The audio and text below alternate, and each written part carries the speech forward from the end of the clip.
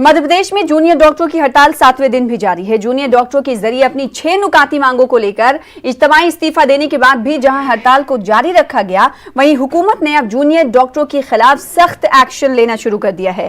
भोपाल के बाद ग्वालियर में भी जूनियर डॉक्टरों को हॉस्टल खाली करने के अहकाम जारी कर दिए गए हैं। मेहताब आलम हमारे साथ, हमारे नुमाइंदे भोपाल से जुड़ रहे हैं। मेहताब आलम, अब जूनियर डॉक्टर और सरकार आमने सामने?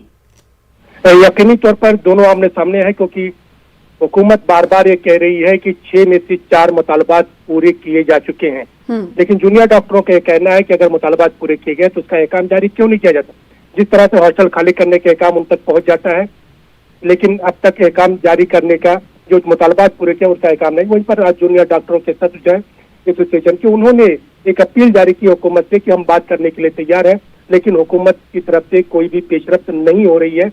इस तरह से सियासत भी हो रही है और सियासत की वजह से पूरे मध्य प्रदेश में तिब्बी खिदमत जो है वो असरअंदाज हो रही है, मरीजों को दुश्वारी हो रही है। तो कांग्रेस भी इस सियासत में कूद पड़ी है। कांग्रेस ने जब जूनियर डॉक्टरों को हिमायत देने का ऐलान किया है, वही जो है मेडिकल ऑफिसर्स एसोसिएशन ने भी जूनियर डॉक्टरों को जो है हिमायत देने का ऐलान किया है। इसी तरह से आप देख रहे हैं कि हुकूमत अपने सख्त मौक़िफ़ को जो है और बढ़ाती जा रही है। जहां पर 28 डॉक्टरों के इस्तीफे को मंजूर किया गया है, वहीं उन्हें 2018-19 में जिन तलबा ने दाखिला लिया था, जिनके इस्तीफे मंजूर किए गए, उनको 10 लाख बॉन्ड की रकम वापस करने का, और जिन्होंने 20 में दाखिला लिया था उनको 30 लाख रुपए बॉन्ड की रकम वापस करने के भी अहकाम जारी किए गए हैं। यानी ये कहा जा सकता है कि अब आने वाले दिनों में मजीद तनाज़ा और मजीद टकराव देखने को मिल सकता है सरकार और जूनियर डॉक्टरों के बीच, क्योंकि जूनियर डॉक्टरों का ये कहना है कि जो सरकार दावे कर रही है उस दावे के हवाले से तहरीरी अहकामात तो उन्हें चाहिए। बहुत शुक्रिया हमारे साथ जुड़ने के लिए, इस हवाले से तफसील से जानकारी फराहम कर